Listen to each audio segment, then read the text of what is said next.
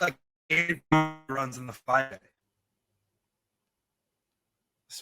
This guy's fucking internet, man. No, it's brand new apartment. It's so nice. It's like right there by the ocean. Just can't fucking. Now he's just become a purple. He's just a purple thing. You just can't get the internet, dude.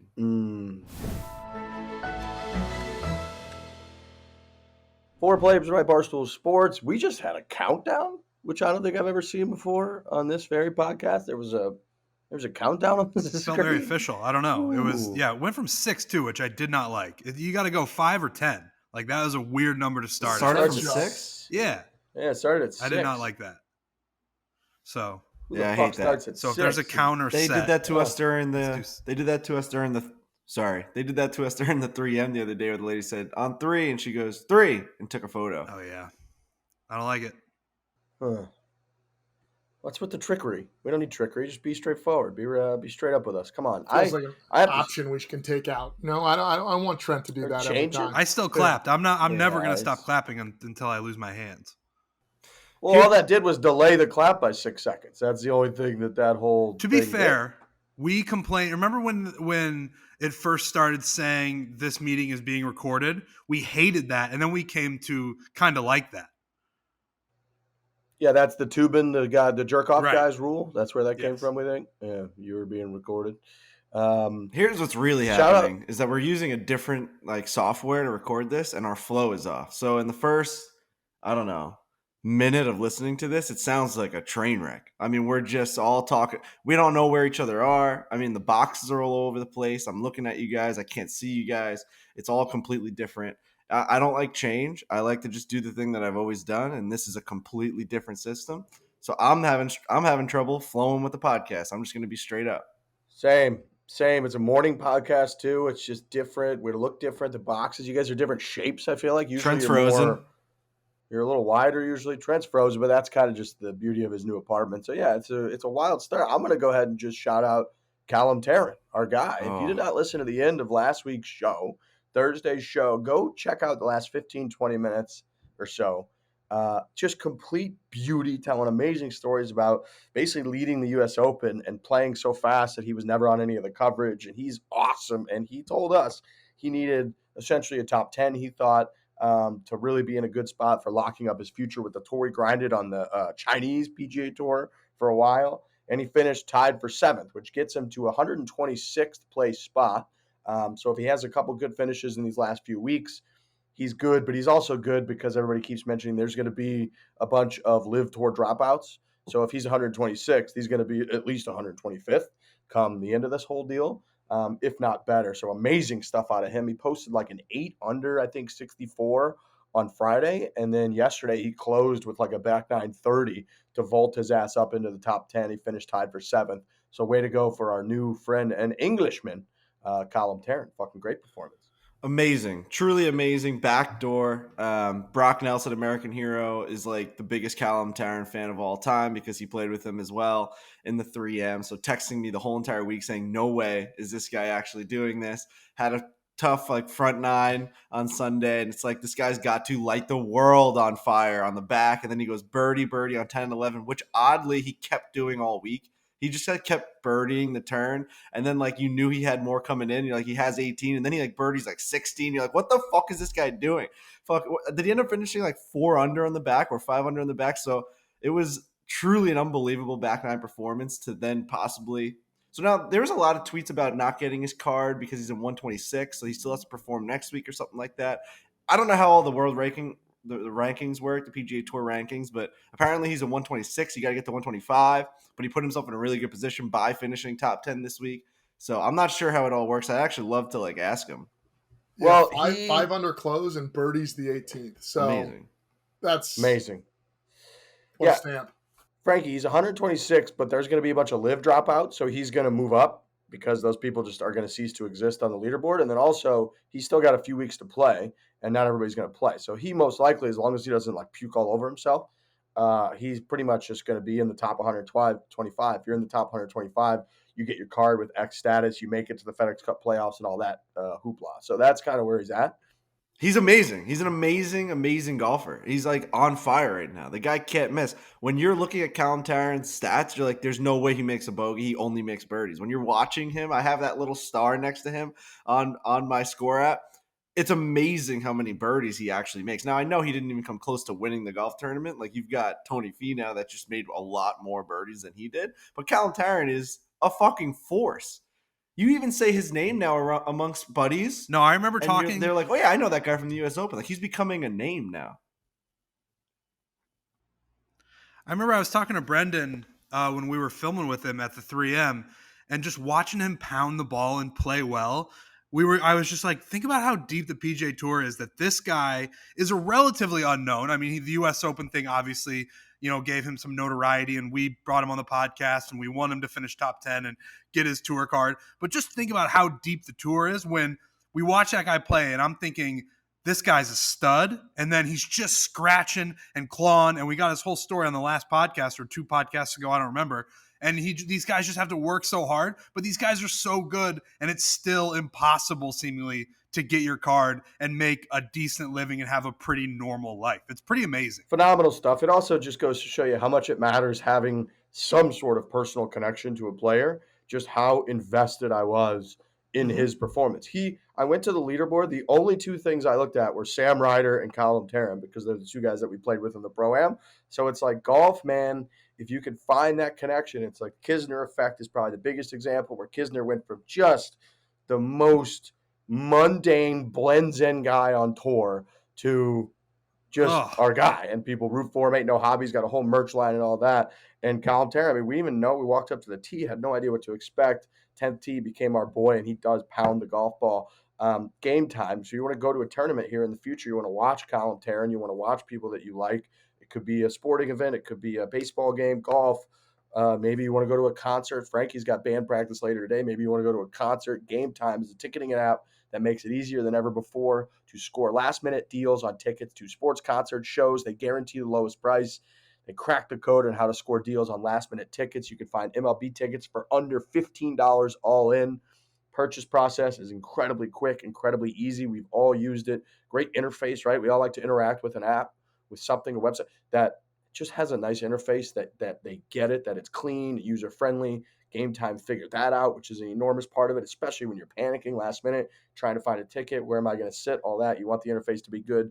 Best part, you get $20 off your first purchase. Download the Gametime app, go to the account tab, create a login, redeem code Fore for $20 off your first purchase. Terms apply. Redeem code is Fore. Download Gametime. Last minute tickets, lowest price, guaranteed. Redeem code Fore. You get $20 off your first purchase. We love you, Gametime, official ticketing partner of Barstool Sports and our very golf podcast right here.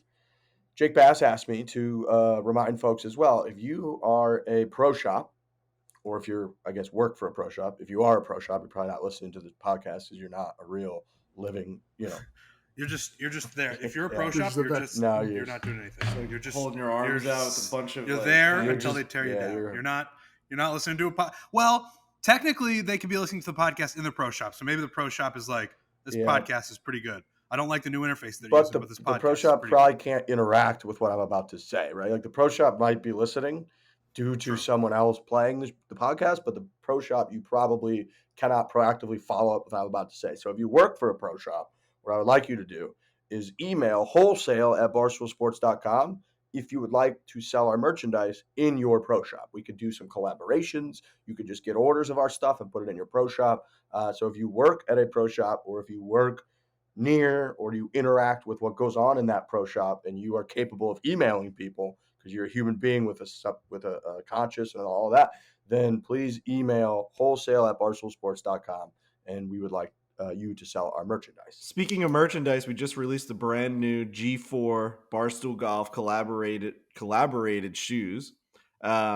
I, for one, am the biggest fan of these things of all time. They're the MG4X Squareds. And then also the Gallivanters. Is that the other one that we're doing? Mm-hmm. Dude, just the cleanest shoes of all time. Let me talk to you about the X Squareds.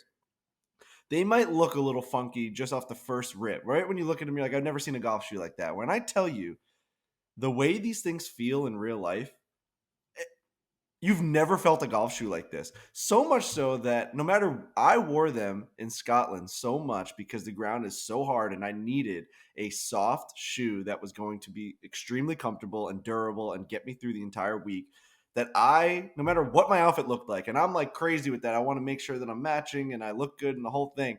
I wore these things with every single color under the sun because I couldn't take them off and switch to another shoe. I just couldn't. They're so fucking comfortable. It's like walking on a cloud. So now go to the Barstool store. You're going to see them there. If they're still even available when you're listening to this thing, you have to go check them out. They're all over our social media. Go click on the links. I'm telling you right now, you're not going to regret buying a new shoe. And then my last point on this, and I'll give it to you guys. All these responses we get sometimes where they're like, Riggsy's got to fucking stop typing like that. Sorry.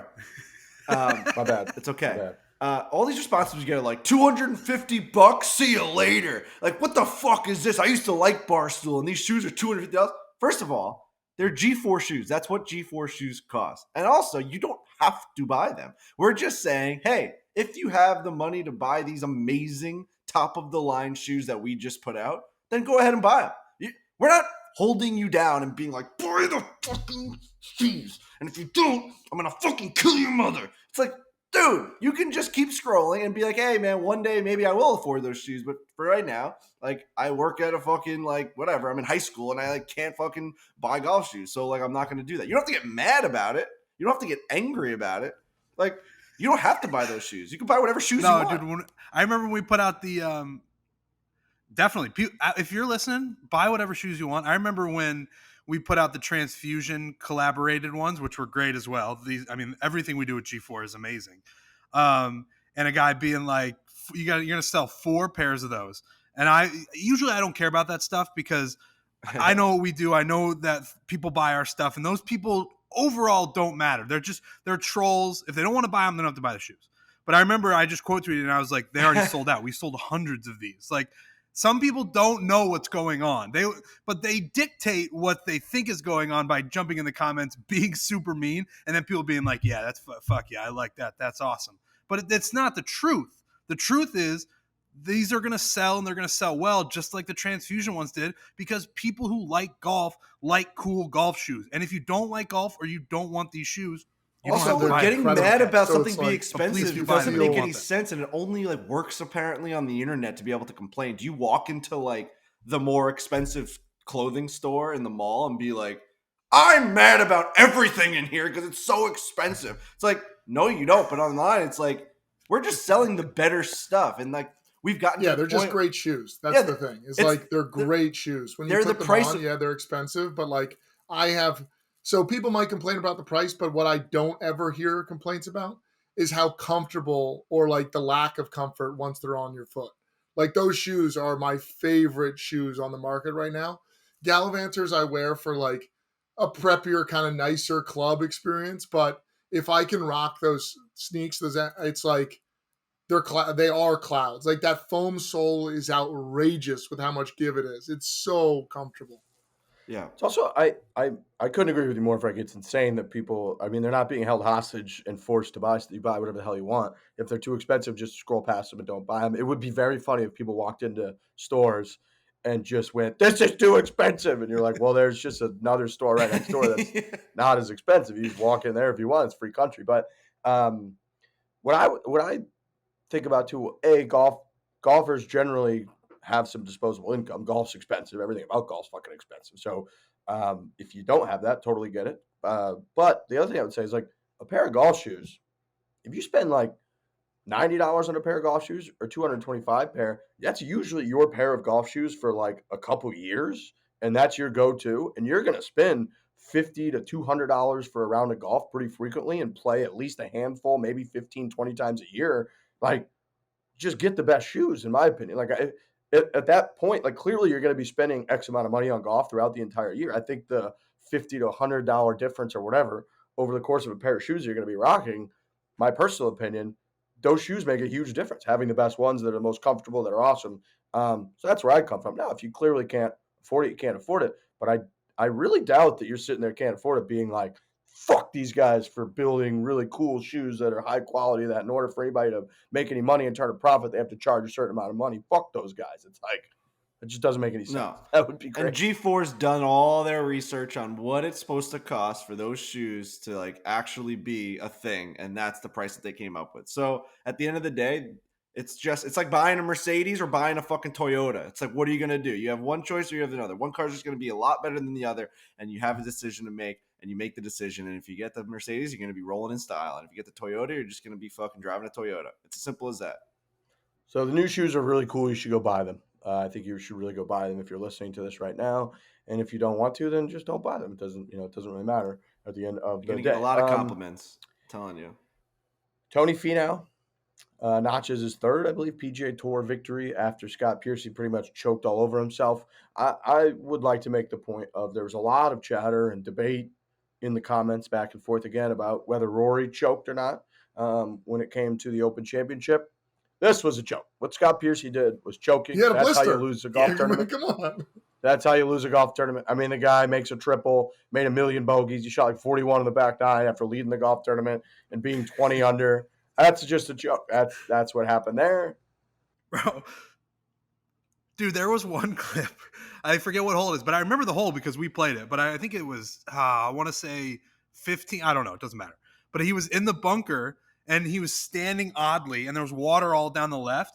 And he just hit it and it went directly into the water. And it looked like a clip from Breaking 90 or Breaking 100. It was just a guy who didn't know what he was doing on a golf course. And yeah, that's a choke job. When it's clear, when everyone's starting to tweet like, oh my God, explosion happening at the 3M, that's a choke job. Rory was just like, a couple putts didn't fall and Cam Smith caught on fire. Scott Piercy choked it away. Tony Finau tried to.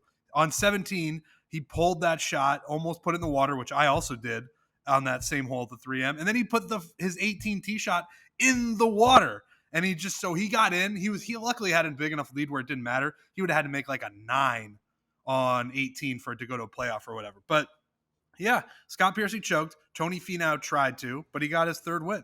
I'm happy. It's funny how it consistently stands up that it's just really difficult to win golf tournaments. And also it's really difficult to hit good golf shots when your nerves change, when you just can't feel your arms, or when you're standing over a ball. It's already hard enough when everything feels perfect. When you're on the driving range and you're in a you've had a couple good nights of rest and you're stretched out, you're warmed up, and you're really in a groove. It's hard enough there when no one's watching to hit good golf shots. Now you take yourself out of that into a completely, a world of discomfort. You're in a discomfort zone. You're nervous. You're not thinking about things the way you're supposed to. Your hands and your nerves and the ends of your fingers don't feel the way that they normally feel. And now you have to try to go hit one of those golf shots too. And especially on the PGA Tour, like, that golf course is really hard. We played it. It's really fucking hard. And now they're out there with the wind and everything else going on. This isn't even a major. This is the 3M. It's just hard to win a golf tournament, man. It's really, really difficult under all that pressure to go hit good shots. And you see it, and it's like they almost just pass the baton of who's going to try to choke next. It's like whoever's leading just starts to hit shitty shots because it's really hard to play golf when you're that nervous. So yeah, a good finish at the 3M. And we were up there, so obviously we had a little bit of a connection to it. But Tony Finau gets it done. He's kind of winning a couple golf tournaments all of a sudden. Good for him. Yeah, it's amazing. You know about that 17th hole? And I can't stop thinking about it because I had a match. We're going to have a video coming out, but I had a match against Brock Nelson at fucking TPC. And this rule that, like, no matter how – so the grandstands on 17 go behind the par 3 and to the right of the par 3. Whole thing. It's like a stadium-type seating. No matter how far right you go of this green, it's an automatic drop, free drop because of the grandstands, just right in front of the green with an amazing opportunity to make an up and down for a 3. I'm telling you can literally hit the ball 300 yards straight off the tee to the right. As long as it just goes anywhere on the right, there's an infinity zone to the right. You have to find your ball, but then you have to just say, oh yeah, I'm just going to walk 150 yards to the left, drop it right in front of the green and make a 3. No problem. Meanwhile, me as a lefty, or if I push one left, I'm just in the water hitting 3 for like I'm in the water and then I got to maybe hit it from the tee box again because it crossed right by the tee box. And then I make a 5 or a 6. This rule about the fucking grandstands is insane. And something that we don't think about as amateur golfers nearly enough. They have unbelievably easy rules when they play on the PGA Tour compared to just a regular Joe Schmo. Yeah. Agreed, and it's quite stupid. And what they do with the British Open is what they should do. Where the British Open, they have like specific relief areas from grandstands that are just in horrific spots. Like Right. they have like waist high fescue, and they're like a little white circle, and it's like, yeah, here's a drop zone if you're up near the grandstand. On the tour, it's like they basically put it on a tee for you, It's like 50 crazy. yards away, and you get to just so yeah, I don't blame you for being upset, Frankie. I mean, Brock hit one off the planet. It also and happened then made at a 3, and I hit one in the water, made a 5, Right. and lost. So it's like I don't understand why. You're living though. This is a different discussion though. If you pull that fucker and then you get to drop right in front of it, it just happened at a pivotal point during your match. That's everything right there. Frankie puts it over the grandstand. It's the best rule. We don't even mention it. Yeah, we don't even mention the best rule in the world. I totally agree with that, and I'm more mad that I didn't know the rule until. So I think he hit first, and then like I would have just. Yeah. Slapped one as far right as humanly possible instead of even trying to go for the green. And then like after, because I'm thinking, oh, this guy's dead. I mean, did you see how far right that ball was? He's got to hit over the grandstand. He's done. It's 15. And then all of a sudden, I hit mine. Dude, we ended up finding it. Yeah, we found it on the next tee box of the next hole. That was like 100-yard walk. It was crazy. The guy made a 3. It was like nuts. Whatever. Fucking drives me crazy. That rule is nuts. Skrill. Let's talk about Skrill real quick. Skrill is the best digital wallet for gamblers because it was built for gamblers. I'm in Chicago, which is in Illinois right now, so we got a little access to the Barstool Sportsbook, which is nice. We're going to be going to Barstool River North tonight. But point being, sophisticated gamblers use Skrill to manage their bankroll, whether they're playing games like poker, betting on their favorite sports, to manage their bankroll using the wallet, which allows them to pay instantly and securely. It's payments without limits. You can access your bankroll with instant deposits and withdrawals, and also draw the cash using your prepaid card. So it's efficient, it's great, it's organized. Let's say Skrill is the best digital wallet for sports bettors, so it's a no-brainer to create your free account right this instant. Make sure to sign up at skrill.com/barstool, create your free account, and complete the account verification by clicking follow the game after registering, so you can start using their digital wallet today. That is skrill.com/Barstool. Skrill's great. Organized, use it. Professionals use it. Sophisticated gamblers, I guess I should call them, use it.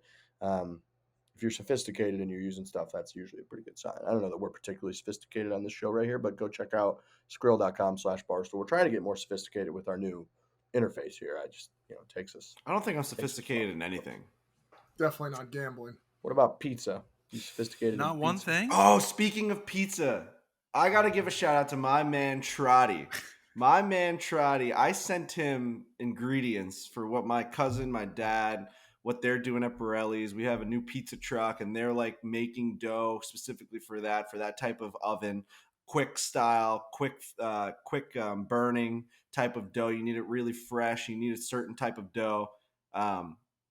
I sent him the ingredients for that because he's been using a little mini oven at home trying to make pizza, and he says it was shite, and that his kids are like saying that we don't even like to eat pizza anymore. You're ruining pizza for us because you keep making this bad pizza, and I need a good ingredient to start from the scratch and make it good. So I sent him these ingredients, and he's been sending me videos from like every single step. Like they've been unbelievable videos that honestly I think I need to like piece together and put out at one point, because like he's so invested in making this pizza good. And like at one point he made like 19 pieces of dough where he's like, we're having pizza for the next month. He's like, every night the kids ask what's for dinner. He goes, you know what it is. It's pizza tonight. And it's just, and like I can even play the audio of like how. Hope you're doing well at your golf and enjoying it. Started my Polish. Starting my Polish. Wait, so watch this guy. 1, 2, 3, 4, 5, 6, 7, 8, 9. 10 pizzas to eat in 5 days and no mates. It's just I mean, No when we mates. left him in Scotland, he was so invested about like pizza. He just got that kind of like pizza oven, and he wouldn't shut up about trying to make a great slice. So he finally made one, and it came out amazing. The video was great. You see people in the background like clapping. He's like He's finally proud of his pizza, and you can tell because he's gotten shit for his pizza making skills for the past month and a half. Yeah, and his now kids were always pissed when he was making pizza. Yeah. So hopefully that world's changing Oh for my him. god! See, you're pretty sophisticated about pizza. You gave him fucking ingredients. And you're sophisticated I was on not like your sophisticated terminology, like with the way you say mozzarella and other bullshit terms. I Is would that say that's where you. sophisticated, or is that like snobby and douchey? Bullshit is what it is. Well, Yeah. I would say those terms are pretty close. I've got the I pulled up the definition of it because I wasn't sure exactly. Having, revealing, or proceeding from a great deal of worldly experience and knowledge of fashion and culture. Yeah, you're not sophisticated. I don't know if you can be Doesn't sound like sophisticated about pizza then. I guess number 2 is that it's developed to a high degree of complexity. It's sophisticated. Almost just means like fancy. Yeah, we're not fancy on this show. We don't want to be fancy on this show. Real quick, I want to get a plug in early in the show.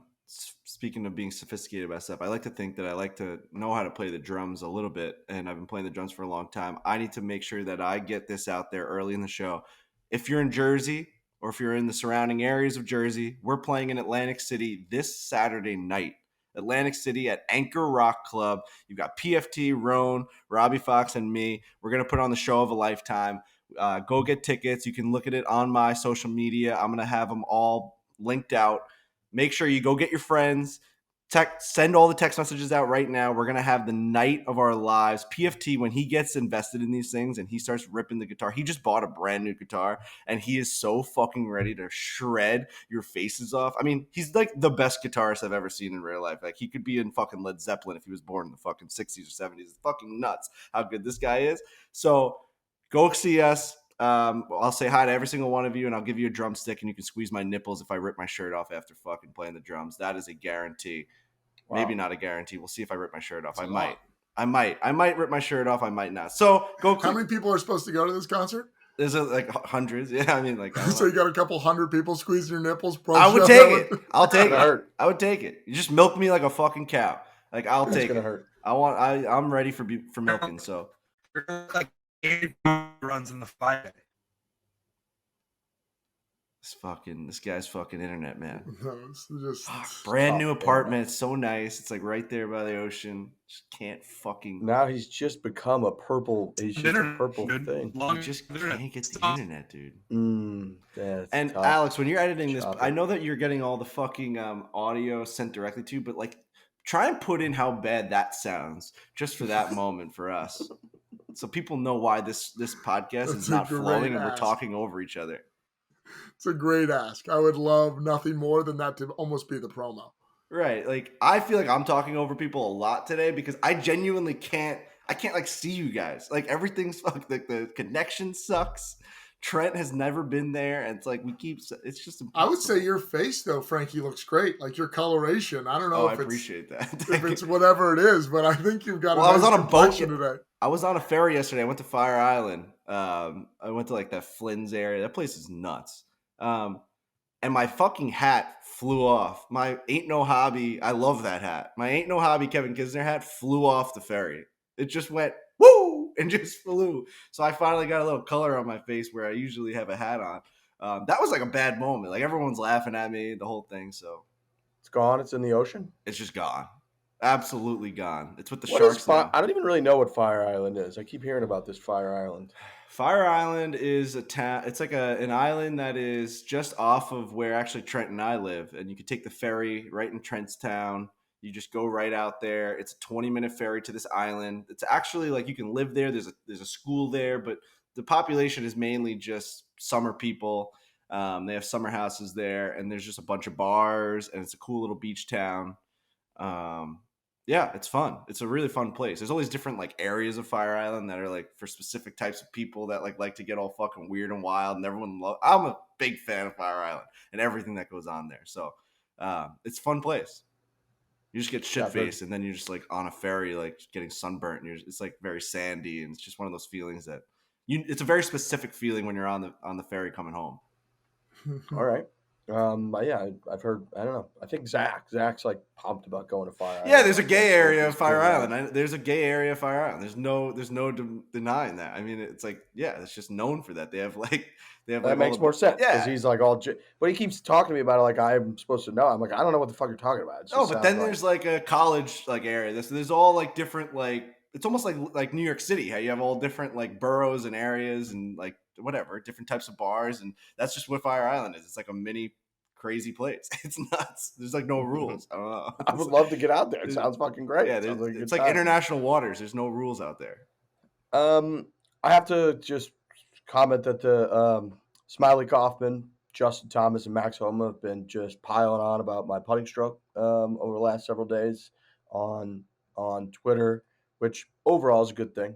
It raises engagement. But Smiley is now DMing me where he's like, "All right, I'm really invested. You know, are you right eye dominant or left eye dominant? Are you like, what's the history?" He's been getting really into it, which I very much appreciate. And I know JT and Homa, they get a bunch of engagement. It's low hanging fruit. I mean, we're amateur golfers. We stink at golf. So obviously, when those guys are the best players in the world come over, it's just like what Nick Faldo used to do, where you just come over the top. It's going to get, I mean, they're going to get free likes and retweets all over the place because they're coming at something that they're the best in the world at it. We're obviously going to be a fucking billion times worse at it. But they've been coming after my putting stroke. Well, also give some context there for anyone that didn't see on Twitter. So, like, how did this all start? Well, I've just been posting the Daily Nine, which we've been doing for years now, of myself out there putting. And Smiley Kaufman, a few days ago, maybe last week, something like that, just responded to one of them, being like, you know, comments about it, about where I should put tees down, I should do this, that, to try to stop taking the putter so far inside. And then Friday, I think it was Friday, the one that I posted, he was like, you should try cross-handed. I was like, all right, I'll try cross-handed. So I put a video out of me trying cross-handed putting. And then Justin Thomas, I think, said like, or Max Homa said, maybe you should try a hockey stick. And then Justin Thomas came and said, I think he has a magnet on like his right shoe from like his right ear to like his right shoe. And then they just kind of went back and forth over that. And throughout this whole thing, again, that seems a little bit malicious, a little bit mean, but There's throughout a the little whole thing, bully in there. I mean, all those comments feel a little nasty. a little bit of bully, I would agree. But throughout that made it a little more friendly was that Smiley has been DMing me in a much more helpful manner, different, ideas and things that he would like me to try. So I appreciate that Smiley Kaufman, of all people, is jumping out of the clouds here, being like, all right, I'm invested. I want to help this whole thing out. And usually, as you guys know, I'm usually a pretty decent putter. So it's sort of like, do you want to be changing everything? Do we have the time to kind of change everything? But also, I don't want to get fucking made fun of by all these assholes on Twitter all day. So anyways, I thought we should probably at least mention that. Yeah, it's hilarious. I mean, they just tee up. I mean, same thing happens when like Ryan Whitney tweets about anything with me, with hockey or something. It gets a billion fucking likes, and you're just like, I don't know. You just have a really, really big following because you were the best at what we're talking about in the world. So yeah, you get to win every single argument. I don't know. It's a good place for them to be in. It really is. It does suck Impossible for them to lose. when that's I would say that's your best skill. Maybe wedge game now is better, but I would say putting is like, it's up there with whether it's putting or chipping is like your best skills by far. Totally. Like, dude, yesterday we played a huge singles match. I probably made 10 or 12 putts between like 15 and like 6 feet. Like everything that's like in any way has a chance of where you might make it went right in the heart of the hole. And it was like pouring them on. And then I go look on Twitter and it's like fucking, oh, maybe you should attach a magnet to your fucking right ear, And you're like, all right, I mean, what's going on here? So yeah, you're right. I'm like, that's my best skill. And that's the thing I get made fun of for probably the most. So it really leaves you in a weird spot. You're like, Jesus, my game is a nightmare. I had the driver yips yesterday like you've never seen before. Oh my God. I got it out of singles match victory, just scraping it around like I usually do. I had a couple birdies. My irons are really good right now, but I just was in a pretty hungover state where you're already like jittery and uncomfortable. And then I just had the super blocks with the driver. I hit one good drive the whole day, and the rest were, I'm talking, missing fairways by 200 yards out to the right. That driver game by you is really stunning right now. Like it's in a bad spot. Like It's really a bad crazy. spot. Holy cow. It's one of the worst spots that one of us have been in, I think. Like I've been Yeah. in really bad spots with chipping, but I've been able to avoid it by like you just putt it, or you can just like whatever, like you can just get away. You can't get away from hitting off the tee. It's really a bad spot to be in. You have to You hit. have to hit off the tee, It's and I so will say, bad. luckily, You have to I putt, have dude. that Both suck. that 3-wood. Like when I can go to that 3-wood and I'm hitting it pretty good, I can move it out there enough that like I can play the holes. But like if you just got, I mean, Trotty, my favorite was when Trotty just brought it up at the end of the trip and was like, "All right, now that the golf's over, what's the deal with the driver?" I was like, "Well, yeah, I probably need a driver." He's like, "You got to be able to tee it high and let it fly." So we got to figure that out. That's just got to come at some point. I was thinking back because it was so bad yesterday that I was like, how did I stand on the first tee in the Pro-Am and stripe one? Like, that is a miracle. That's one of the great miracles in my golf career that actually happened. I know. We had 3 absolute bombs. I mean, I think I outdrove Sam Ryder at one point. Like that drive for me was the best drive I've ever hit in my life. We just like something happened to us. You like piped a draw. Like it was insane. I don't know what happened. Trent hit one like probably 245 right down the middle, and then Brock hit a duck hook into the houses, which we knew was going to happen because all 4 of us had pipe showed one right down the middle. And then of course Brock still made a 5 and like won the hole against me, but whatever. It is what it is. But whatever. All right. We got Brooke Henderson won the Evian yesterday in France. It's her second major championship. I really wanted to bring that up. Obviously, congratulations. Great for her. But just to remind people how big Brooke Henderson is in Canada. She's like the biggest fucking athlete in Canada. She's just enormous. And I was at the U.S. Open with, I think, Stanley is his name, who does a lot of the Adam Stanley, who does a lot of the Canadian like PGA Tour media. And I was sitting with him on one of the shuttle rides that we had, just going over and talking about it. And he was like, "Yeah, I was listening to one of the shows when you guys mentioned, or you read it from the gallery from somebody that was like, you guys don't understand how big Brooke Henderson is in Canada. She's just like the biggest thing in the fucking country from a sports perspective. It's like Connor McDavid, Sidney Crosby, and like fucking Brooke Henderson. That's crazy. She's enormous in Canada." And obviously, we have quite a few Canadian listeners with Chicklets, and Barstool is pretty big in hockey culture, so that blends over with Canada. So congratulations to Brooke Henderson. It's her second major. I think it's been like 6 years since she won a major title. So great work from her. I'm sure people in Canada are going fucking nuts. Yeah, she. I saw a little bit of the close. She birdied the last, which she needed to do to solidify the victory. Yeah, she made like an 8-footer on the last hole to win, which is fucking badass. Right. And I just remember her, like, in person, it's always different. When we were at, what was that, Diamond Resorts, or what was that event that we were all at? The Hilton Garden Resorts, or Yeah. what's that? What they changed the name a few years ago, but it used to be the Diamond. But anyway, seeing her swing the club while you looked that up was like, Hilton Grand Vacations. Is that what it was? There you go. Yeah, she just can really, like, she makes a great pass, as we've heard Trotty say now that he's on the tip of the tongue. It's really impressive the way she brings the club through. So anyways, congrats to her, because that's obviously major and a big win. She absolutely sends it. I mean, she's like John Daly. She's way past parallel, and she just absolutely lets it rip. And then they changed the rule with the length of the driver. So she actually had to like shorten her driver, which I know she was rattled about because she was using a really long driver and that really long, fluid swing and just absolutely sending it. And now she just won her second major. So congrats to Brooke Henderson. And yeah, seeing her, that was probably from that tournament. We interviewed a bunch of people. It was great. But that few days we had in Florida at the Hilton Grand Vacations LPGA, like the Pro-Am, that was what stuck out with me the most, was watching her hit drivers on the range. It was like, holy shit, she was just absolutely smoking drivers. Yeah. So congrats to her. And that was always a big quick shout out as well to the girl that finished second, Sophia Schubert. She was like 5 for 10 on making cuts and just like limping along in terms of financially. Major Brooke Henderson pockets $1 million, and Sophia pockets 586. So not nothing in terms of cash for both of them. But congrats to her, because that, if a struggling golfer, that can make a huge dent and just be able to live life and get into the game of golf, keep reinvesting herself into it. So job well done. Yeah, I think I saw she was like in tears afterwards with the runner-up, being like, "Hell yeah!" It's almost it was bigger for her than Brooke, honestly. It was like that's right.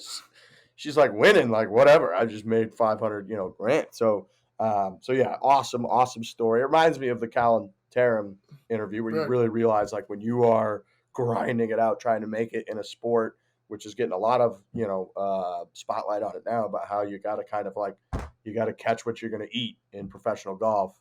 And here she is out there that just made over $500,000. So awesome story. Good point there. Trent has given up on his internet. If you're just listening to this and you haven't noticed that he hasn't been here for the last 15 minutes, he just can't get in. Yeah, he gave up. What happens when you just can't get in? Crazy give up move. How does that happen? Like, how do you just not get in? You The think he's internet just doesn't tired? work? You think he just, or you think he's I've like, never seen a give up move, really, to be honest with you. I've never seen he just resigned from the show. He's like, yeah, I can't do it. Not like gonna be there. even on the phone, like you could call Trent right now and he would be able to speak to you. So there is some sort of baseline solution there. But yeah, he just, Yeah, I mean, you could just go. I mean, we've done it. You Just tether dial in your links. stuff to your phone. You just call. We could just send him probably a phone number, and yeah, you could just be on the show. But I think he's also He's tapped it's also out. he's probably frustrated. Probably really frustrated when you can't get internet to work, dude. It fucking sucks. His answer would be like, I just can't get on. But like, you know what I mean? Like, I can't. There's nothing I can do. I tried a lot. He kept trying, and then he just probably closed his laptop. He's like, I've given up. I can't. There is no more to do. It must be a laptop issue because he says like the TVs still run and like that's all hooked up to Wi-Fi, and it's a brand new apartment building where like they came in and did the Wi-Fi. I'm talking like this thing just went up like last year. There's no like old wires and shitty Wi-Fi. Like fucking place has brand new fiber optic speed. So yeah, I mean, there's got to be something wrong somewhere on Trent's level. I think Trent is the thing that's happening. the issue. wrong. It's a Yeah. human issue and it's Trent's issue. It's not Okay. a building issue. It's not whatever fiber optics. It's a Yeah. it's a T issue, I think, on this one. Shopify. Let's talk about Shopify, the all-in-one commerce platform to start, run, and grow your business. We love Shopify. Shopify gives entrepreneurs the resources once reserved for big business, so upstarts, startups, and established businesses alike can sell everywhere, synchronize online and in-person sales, and effortlessly stay informed. That's huge when you're trying to get a business going. We know that. We kind of began our own little business 5 or 6 years ago here. It's turned into something at Foreplay, but man, when you're trying to figure it all out at the beginning, staying focused, keeping everything kind of a little all-in-one situation so that you don't have to, you can spend your actual focus and time and effort on the passionate part about your business and your plan and the cool, new, unique things that you're doing.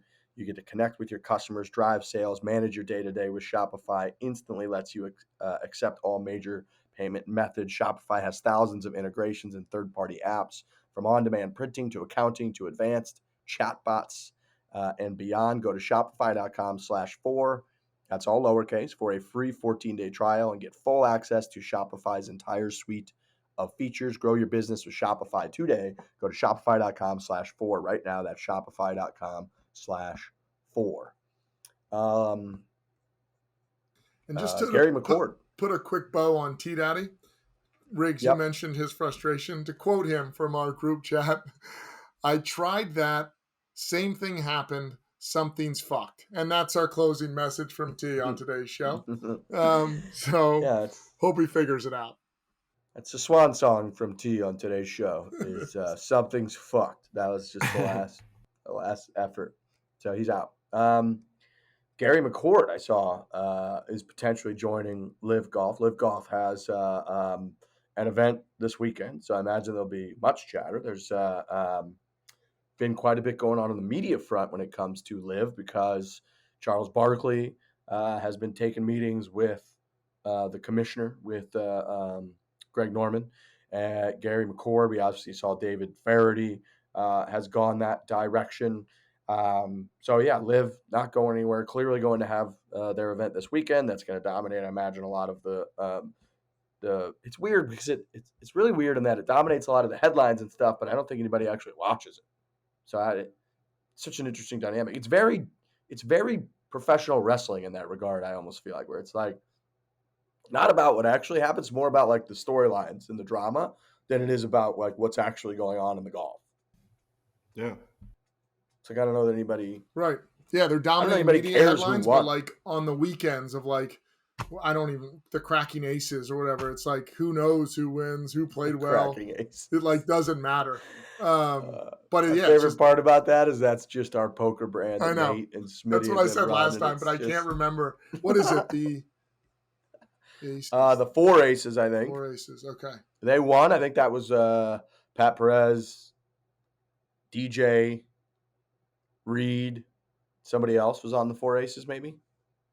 Yeah, it's weird. Yeah. I mean, it's like Ortiz, no one maybe. actually. It's all about everything aside from the golf. It feels like it's very true. But I think that's like how golf is in general, honestly. Until like the big storylines or something, someone does something spectacular actually on the course. It's all about everything around it and before it and after it and sponsors and all that stuff. You know what I mean? Like the Thursdays of the PGA Tour and not the you got to sit around the couch and fucking call your buddies and have a fucking watch party. It's like it's until something happens. It's until like a Callum Tarren starts lighting up the back nine that you're like, all right, let's turn this fucking thing on. Let's see what's going on.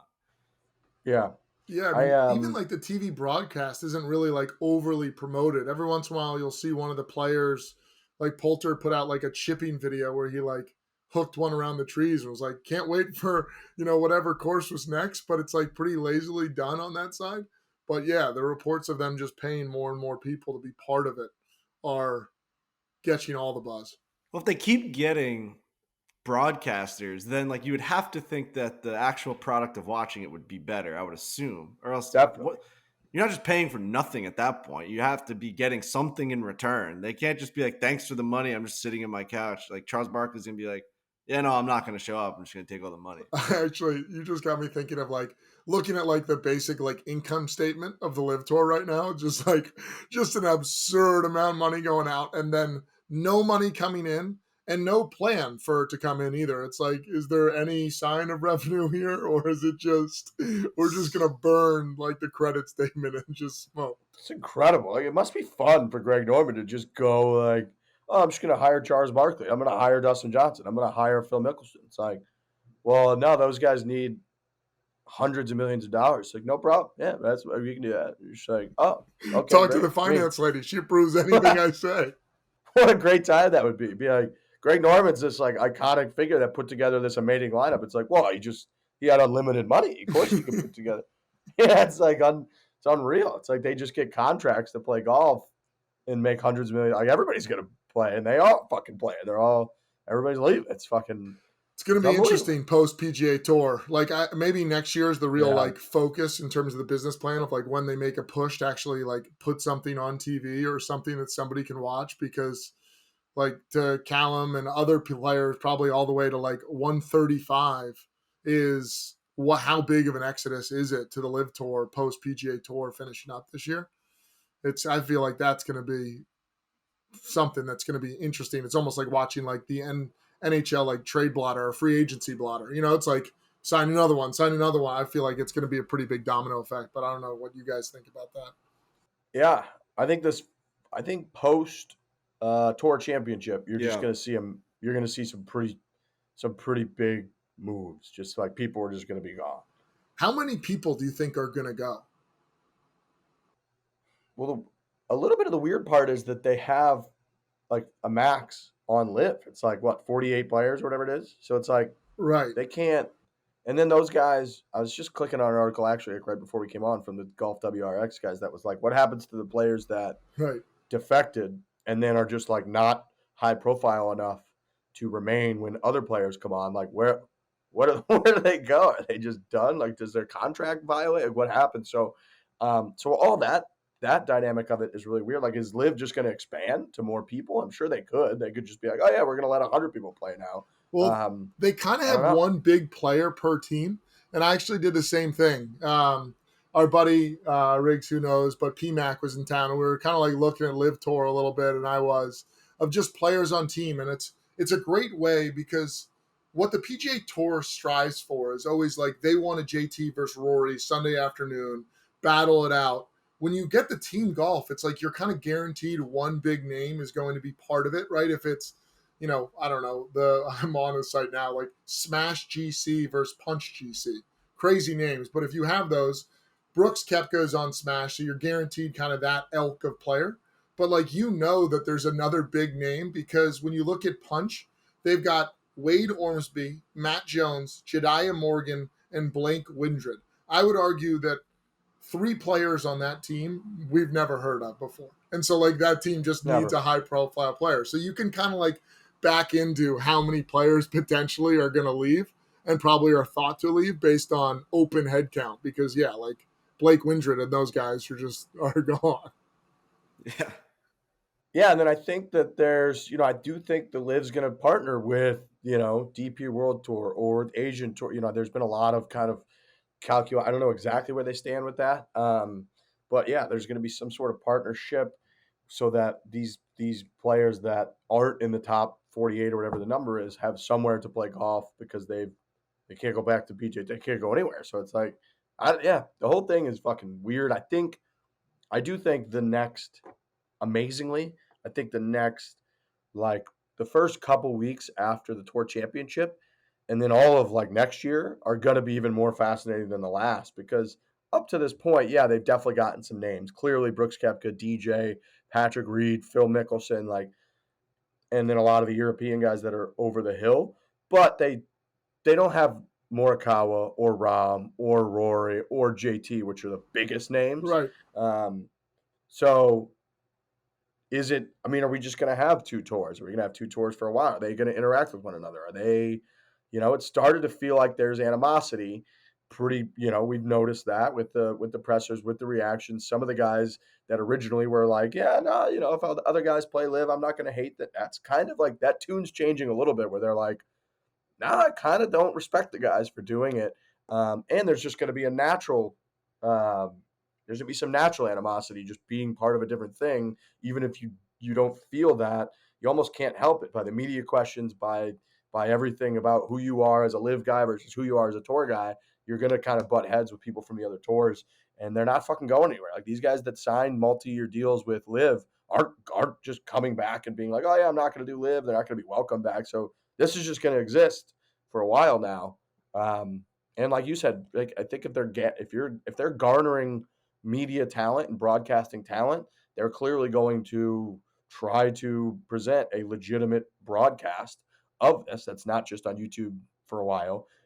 So where all that goes, and if it's truly a real competition between the PGA Tour, which I think the product right now is not, but clearly like the actual names are. I don't know when they're going to get to that point where the product is a legitimate competition, but I think they might. I think it's quietly on like DAZN now too, streaming. I don't know if that's gotten much pub, but I think you can find it on DAZN, which is like obviously where you can get all boxing matches and all that stuff. So, yeah, I mean the whole thing's fucking insane. I honestly can't take all the messages I get every time I talk about this because I just try and present both sides, and like I get messages like, so do you not care about the 11 men that like took down the World Trade Center and were terrorists for the United States? Like, are you fans of them then? If you like what's going on in the game of golf, it's like, you gotta let the outliers go away. But it's nonstop. It's like, as a New Yorker, how could you side with the Saudis? And it's like, I'm not siding with the Saudis. We're just talking about this insane thing that's happening in golf where like, you have to just accept that things are the way they are. Just like if you really want to get into the thick of it, it's like Biden was just there last fucking week shaking the hands of the guy. Does he not care about like 9/11? Trump was there like 2 years ago. Like, do they not care about the families of 9/11 either? I mean, it's just I don't understand why it gets to that point. I fucking hate when things get to that point. We're just talking about golf. We're talking about like a crazy movie type, like ridiculous twist that's happening in the sport that we have a podcast about. And like, there are two sides to it. There's obviously two sides. There's people going. Like, it's not something you can ignore. Like, Brooks Koepka is a human being that made a decision to just go over there, and we have to talk about why he went over there and like what the reason is.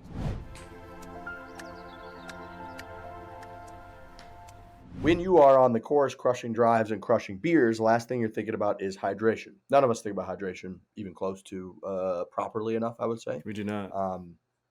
Biolyte. Biolyte's the answer. You're going to be wishing you were thinking about hydration the next day unless you get Biolyte.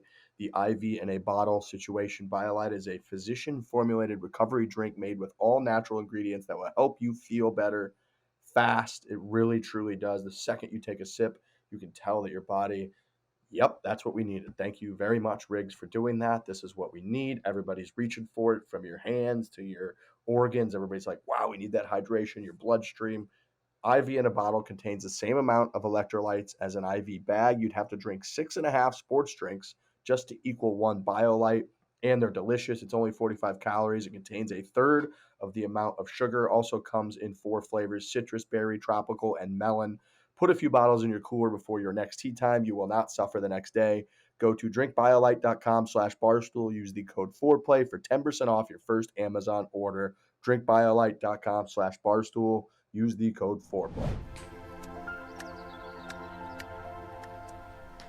I would say in every bar level conversation, like it always goes down to, well, what's your number to like do that crazy stunt? You know what I mean? Like, and everybody has those in the back of their, and that is like LIV playing out in golf. It's like, okay, like if you were going to leave and it was going to be a little bit different and weird, and there was a lot of things that were under speculation and unsure about, how much money would you need to do that deed? And like for DJ, it was $175 million. And like for like everybody listening to the show, I'd argue that's enough money where you do the same thing he's doing. So it just becomes like that kind of argument of like, oh, like, I don't know, take a shot of hot sauce. How much would you do it for? And like, when you're in college, somebody's like, dude, I'll do it for $40, man, to just cover the bar tab. And but everybody's got those numbers, and it's like, it's amazing to see it play out in the world of golf, honestly, and how things are going to change and different. Like, to Riggs's point, I mean, there's so much money in it now that it's there, and it will be there for a long time, and people are just going to have to deal with it in a sense. It's just giving, in this world that we live in, everything is so politically driven, and everyone wants to find a reason for why you are one specific thing or one thing or the other thing. And this is now giving people like another avenue to then say like, this is the type of person you are for speaking about this specific thing. You know what I mean? Like, it's like the perfect storm of the worst part of the world right now, where everyone now is getting even more fucking, they're bucketing feeding people into it. to this and then canceling people because of that. And honestly, I think that's why a lot of people love like Dave Portnoy, because he just drives through it and pushes that shit aside.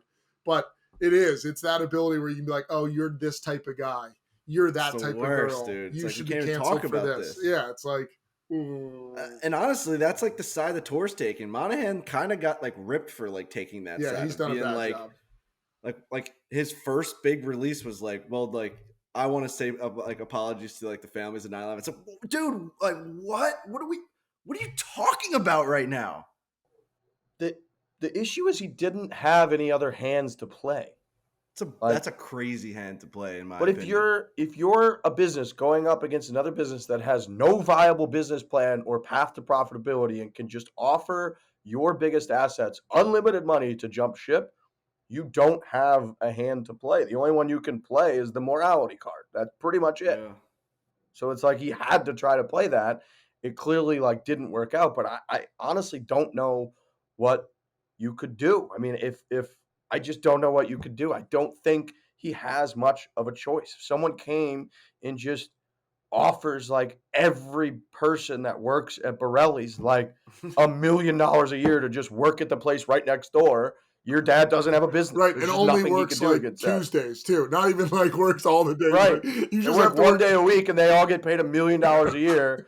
And then you're like, Dad, you blew it. Like, you blew it with the restaurant. He's like, what the fuck did you want me to do? There's nothing I could do.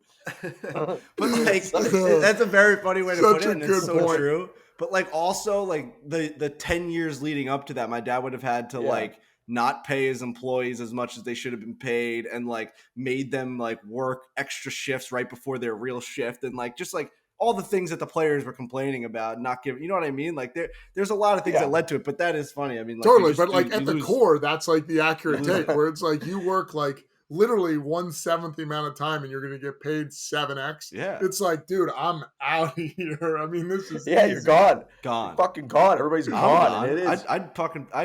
I'd turn the key on the restaurant. I'd be like, see you later. I'd fucking never coming back here. What, $1 million a year to fucking do the same thing? What are you, nuts?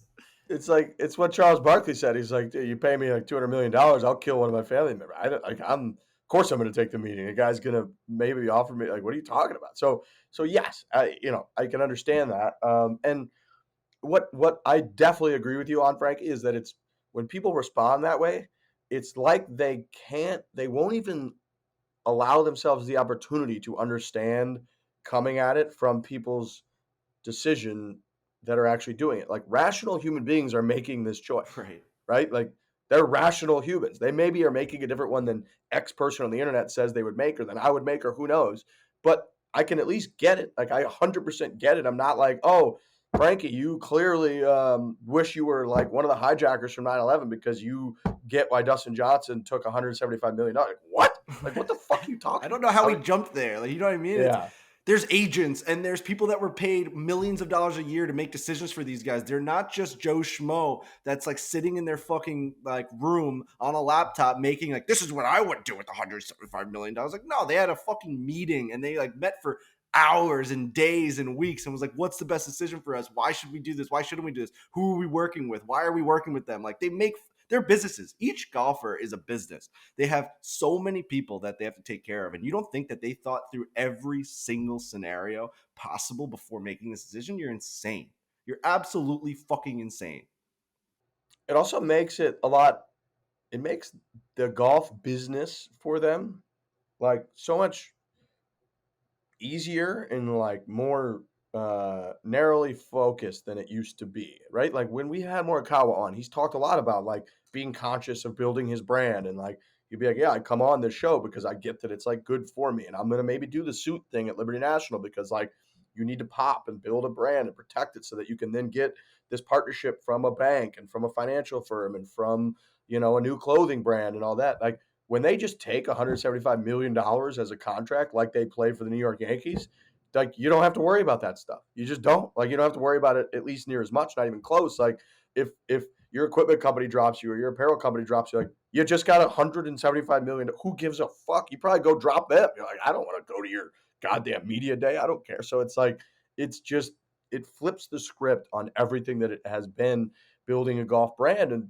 And to your point a few minutes ago, Frankie, about like, yeah, 10 years leading up to it, like the tour could have done things differently. Absolutely. That's probably like where in reality the hand could have been played differently, was like they didn't like protect and handle their top talent well enough, because if they did, this wouldn't be happening. And it is happening. And the tour did let that happen. But I do think in the short term, in the micro over the last 6 months, like I really don't think Jay Monahan has had much of a of a hand. No, I agree. I just You know what? Something else I was talking about the other day. It doesn't really have anything to do with this. It has to do with how athletes just always have to show up from a business aspect. Like, think about if like Aaron Judge like just doesn't feel like going that day. He legitimately has to show up to that game because like the Yankees need him to. Like, and that pressure of always having to always be ready is pretty insane if you think about it. Like, and they make enough money, and I get that. But on like a human level, imagine every day being like, no, I have to be at the top of my game. I was thinking about this with Brock. Like, he's like fucking working out every single day, like getting ready for like the season, and like no day can go by where he doesn't like give it his all. Because if he doesn't, like you have to. Like the whole organization is rallying around this person, not just like performing, but also like caring 24/7, 7 days. You know what I mean? It's insane. Like no other business is really like that. Also, like LeBron when he does doesn't brand well, like you know what I right. mean. Like Brock is like the face of the Islanders. Like Judge for It's sure is crazy. the face of the Yankees. So it's like on and off the field, you have to be dialed, and then also, yeah, you have to bring it kind of every day. And like they go through slumps, just like people go through slumps. You know what I mean? But it's like when they go through slumps, it's the like end of the world. Yeah, the media is like, this loser can't hit the baseball. And you're like, dude, that's just a human being who's literally trying his best, that is doing everything. Now, if he shows up blacked out to games, there's a bigger issue. But the guy is like, barring that, you know, and like him putting himself out there to be the best he can that day, it's like he's just struggling. I mean, I don't know. All right, but now bring it back to the business side, which was what I was trying to get to, is like now he goes on a slump. And then like ticket sales go down, and then like maybe like concession workers get fired, and like teams, you know what I mean? It's a fucking ripple effect of like, if this guy doesn't perform, this like the business sucks. It's actually fucking insane. Like LeBron, when he would sometimes take a day off for like his own physical well-being, or whatever. Yeah, places would go crazy. They'd be booing and they'd be like asking for their money back, like. Because this guy maybe woke up with like a tummy ache. Like, I mean, it's like, you know what I mean? Like, he's a human. He But also, then was you're like, doing, well, he makes rest days, $500 million. Like, all right, I get that, but like, you Right. still like wake up with like a fucking, you're nauseous. I don't know. It's like, how are you supposed to like affect? Like, I don't know. How are you supposed to change that?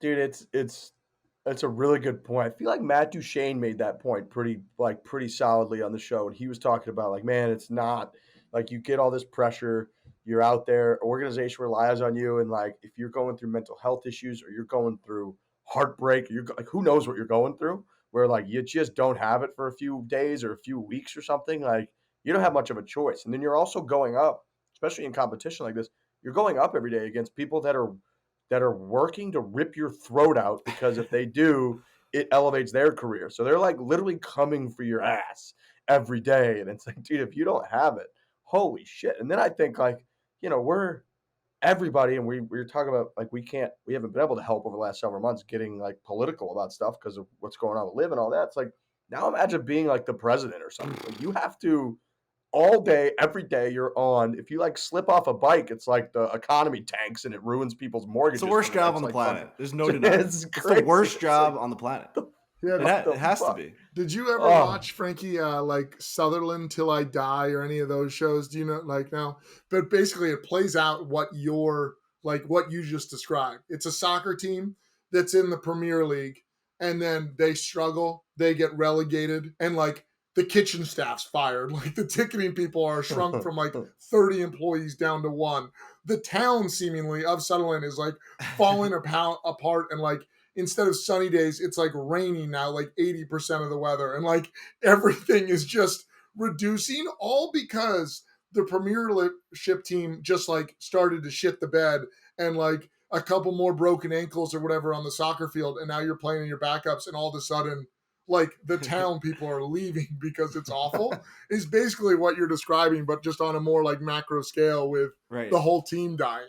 So now take that and like all this pressure on these athletes, and then now present an option to these guys where you're like, Right. you now get to just wipe all that stress of all the things that we're explaining on a personal level. Dustin Johnson has his guys he's got to pay. I mean, we talk about it with Kisner all the time. Kiz has to perform for his inner circle to like put food on the table. Isn't that fucking insane? John Tillery, like literally like coaches. I mean, and Dewey legitimately makes his living off of how Kevin Kisner performs. And Dewey has no say in it. Right. Like, I get he's a caddy. Yes, he does. He gives number. He's trying to be positive at the right times. But realistically, for the most part, Dewey shows up to work every week, and he has no say in whether he makes like $100,000 that week or he makes zero for 2 months straight. Right. So now you give a guy an opportunity to be like, hey man, here's like $150 million. I know it's coming from a weird spot, but you get to now just like make everything fucking go away. And honestly, the way the world works, 98% of people listening to this are just gonna be like, yep, sign me up. I'm done with the stress. I'm done with Dewey fucking, and obviously Kevin Kisner's not doing this because he's just like a stand-up guy, an American and the whole thing. But I'm just using him as an example. Like, hey, he gets to just fucking have food on his table and have a great life because he deserves it. And he's given me everything that he could possibly give me for all these years. And I'm going to fucking set this guy up for life. And that's going to happen. Our team that we've like grinded with is now set. We made it. Like, we did the thing. We fucking made it, and now we get paid. Well, also think about like, so Kisner has made it. You know what I mean? So it's an easier probably discussion for him where he's got money in the bank and set for the future. But like our guy JT Poston, who we saw just on the range at the Open, it's like he's a young guy. Like, he's had success, then he's been off the map, and the last 10 weeks, I would say, he's been on fire. And so like that point, like a Matt Wolff that went to LIV Tour, you know, he's in that like trough, if you will, like Ricky Fowler, another guy, financially he's more successful, but like that guy is like, I feel in that mindset where you had it, now you're struggling, is so much where it's like, I can just offload the burden of paying for my team and like ensure that we're all going to be gravy if I just hit the easy button. I mean, that's a hard thing to say no to. And dude, a guy like Matt Wolff probably had it worse where you're like this star that Right. you probably accumulate more people now in your inner circle that you have to like take Right. You care might have of. private chefs and all, you know, all that stuff. And where then it's like you shit the not bed just and the it's like, coach. oh shit, I'm not performing anymore. I'm like not that money that we were like preparing to have. Like we have all these things coming in, bigger houses, more cars, more family members getting money, all this stuff. It's like, wait, I haven't won in like 6 months. Like what's happening? Like I'm not even making cuts anymore. But these guys want to give me all the money now to now perform. Maybe I can get my game back. My mental side can be better because now I don't have to stress about the money. It's just, you listen to a guy like it's Callum a domino Tarren effect. last week on our show, and you're just like, man, that's such a fucking grind. Golf is such a grind that if you sit there on your fucking computer and on your phone and you really fucking go after these guys for just securing money, when like the grind they put in to just make a little bit of cash on this tour in the beginning days of their careers, like you were never there to fucking complain about how hard it was for them to make it. And now you're going to shit on them for finally making it and taking a fucking check. That's crazy to me. So it's really, really, when you hear a guy like Callum talk about the grind, it should be more eye-opening for people that are opposed to these guys making money to just take a step back and be like, all right, I see where these guys have, like, where their roots came from and where they started, and now they just want to make the secured money. Yeah, and look, I think that we've been pretty fair throughout the whole thing. I think in an ideal world, nobody would do it. Nobody would take that money. Nobody would ever support a regime like that or even a fund that comes from the regime. Agreed. But it's preposterous if you try to act like you can't even understand it or you think someone is a horrific person for doing it for all the reasons that we've obviously lined out. Sorry about that. That's okay. Now, talking about money, if you were not offered a $175 million contract by LIV Golf, you might have to secure a mortgage to acquire a home. If you're still throwing away money on rent every single month, you're just sitting on the beach, on the bench. You'd like to be sitting on the beach, not worrying about this. CrossCountry Mortgage is going to help that. CrossCountry Mortgage puts you in the game, and you'll be a part of a championship team, not sitting on the bench, not paying all this rent, not throwing away money. You're going to be working towards acquiring, owning 100% a home that's a dream home. Hopefully, CrossCountry Mortgage has a team of loan officers dedicated to getting you the best possible loan terms available. They close in as little as 21 days, which is ridiculously fast. They get a wide variety of loan types, which means they've got everything to cover everyone. So what are you waiting for? Get off the bench and start warming up. CrossCountry Mortgage has a team dedicated to getting you into your dream home. Go to crosscountrymortgage.com/barstool so CrossCountry Mortgage can take care of you through the buying process. Equal housing opportunity. CrossCountry Mortgage LLC, NMLS 3029. All loans subject to underwriting approval. NMLSconsumeraccess.org. We love CrossCountry Mortgage. They've been great to us for years. We got a little bit of From the Gallery to get through, boys and girls. Nice. Foreplay at barstoolsports.com. We could use a fresh crop. So if you're out there listening right now, email foreplay at barstoolsports.com. Put From the Gallery in the title so I can search through, scroll through, and if it's a good one, we will obviously debate it on the show. If you write something too long, I just won't read it because I don't have time for that shit. Connor says, individually, do you guys believe you're in the top 1 million golfers in the world? No.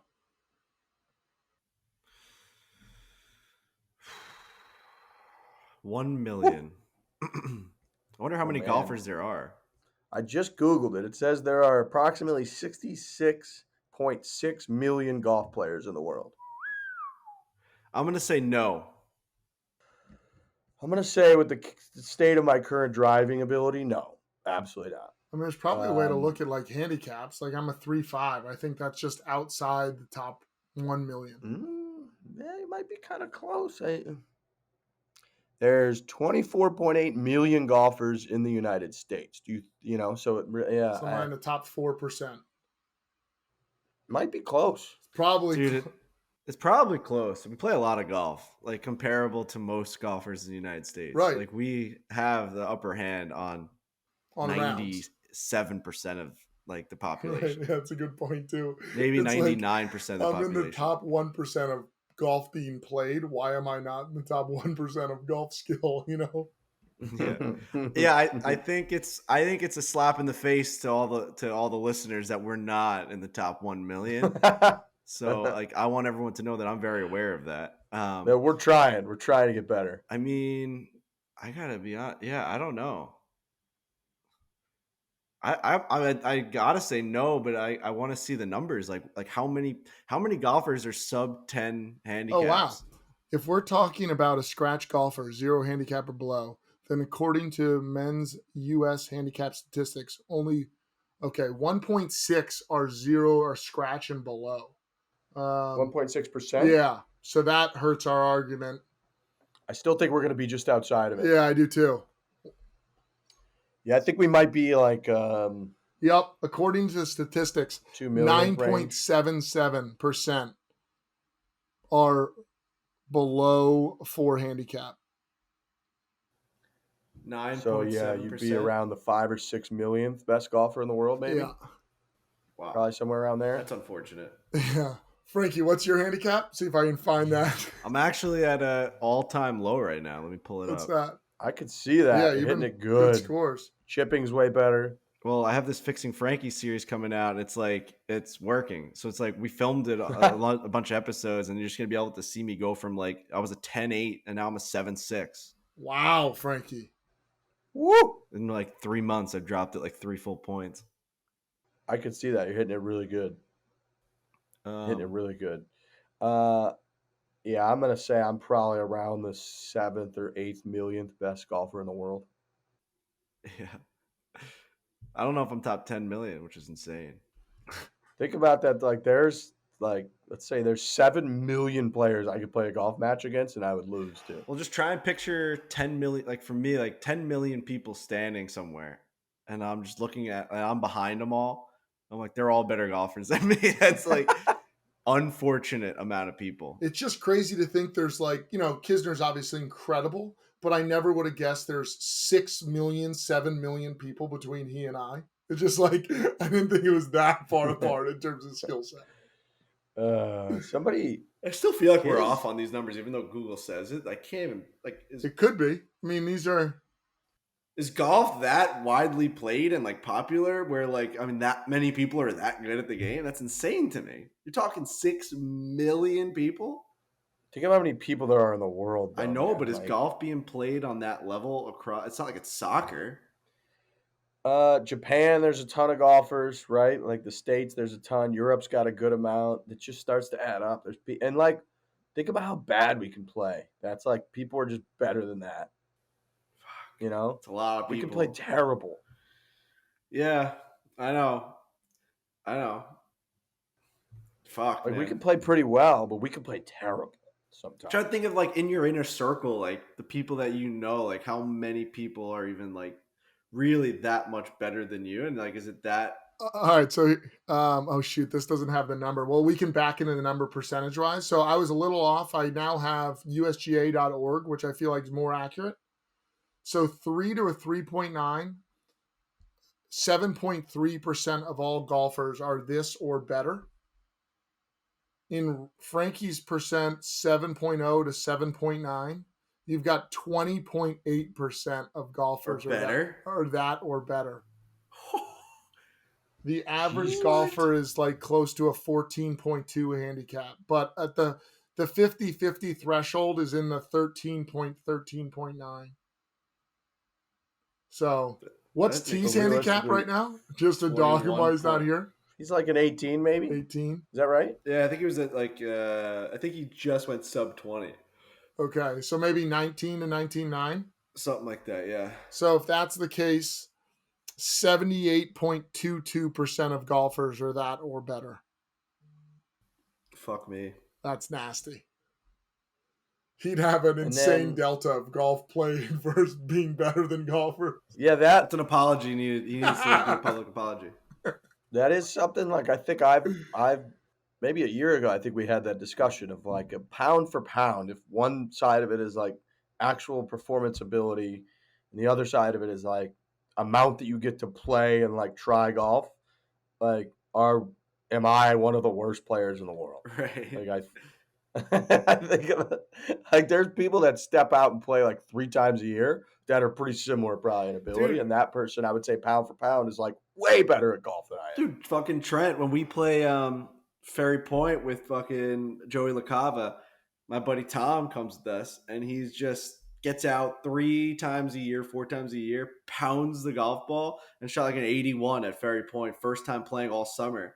And Trent looked at him like, why don't you play as much as I do? You'd be a plus handicap. You know what I mean? Yeah. To go out there on a target golf course into the wind, shooting 81, and like no problem, drawing 330 yard bombs. Like Go play 15 times and become a fucking +1. Dude, I remember like last year I was playing in like Prairie Dunes, I think, with Matt Janella, and he just started to wipe a couple drivers, and he just after each one he'd just be like, "I do this all the time. Like I get to play all the time, and how am I this fucking bad?" It's just like it's infuriating how hard the goddamn game is. But then you watch Scott Piercy melt down on himself on the back nine, and you're like, I get it. It's pretty hard out there. It's not that easy to hit shots. So yeah, I mean, it's just fucking golf. We're just not that good. The second part of Connor's question was, as a four-man scramble, do you think you guys are a top 100 player? Obviously, you've beaten pros, but in terms of consistency, where do you think the squad would be in the rankings? I was looking at the official World Golf Rankings website, which is absolute shit. You mentioned Trotty earlier. Trotty texted me last night. He's all obsessed with the podcast and listened to a bunch of shows, and he just texted me and was like, I can't believe how right you guys are about the official World Golf Rankings website. It's complete shit. And we're on this site now. I mean, it looks like something you would make with your buddies to like rank, your own performance on like a Ryder Cup trip that you do every year or something. But anyways, I was on that website. I was looking like Max Homa is 20th in the world. Kevin Kisner's 27th in the world. Like we clearly beat Kiz. We took Homa to a playoff, and every match that we've had, we've either beaten a pro or taken them to a playoff. So it's like in terms of consistency, I think we'd be way up there because the consistency almost gets wiped out by the fact that we are a scramble team. Like we don't need to be consistent. We need one guy out of four. Like so, it's almost like we're going to be more consistent maybe than anybody else in the world. I'm still waiting for a tour event to let us do a 4-day event where we're the last group off. We just play as a scramble and we see how we do. I think that we're a number one golfer in the world if we play every week. Yeah, I think we're for sure top 10. We would never obviously go over par. You're saying, you're eliminating any bad day. You're immediately eliminating that, and then you're always going 5 or 6 under. I mean, every single round you play, that's the best golfer in the world. Yeah, that's number one. I think we're winning every tournament. I think where it falls short though is like I don't know on the tear that like Scheffler had if we beat him in any of those tournaments. Like when he was just playing at that super elite level. Where I think for sure we're a top 10 golfer in the world, which is like laugh out loud funny to say. Because like if you melted our 4 bodies together, you get somebody that can't play college sports. So like the fact that we all get to play as separate bodies allows us to be a top 10 golfer in the world. I do think we're in the mix of that because I think our consistency is outrageous. We pick up points all the time, but I don't know if we beat I mean, this sounds so stupid to say, saying I don't know if we beat like that elite guy on that elite stretch that bops him to that, number one golfer. Yeah, Scotty would have a problem. Oh, I mean, like we could be known as sort of the choke, like not the, Tony. We could be known as like the kind of Finau for a while, right? Where it's like these guys are number one in the world, but they've never won a tournament. Like that's right. We're like in the top 3 or 5 every event, but we're never like actually better than the best, hottest player. And after like a year, we just accumulate so many points that we're just top of the world, but we never win shit. Amazing. Yeah.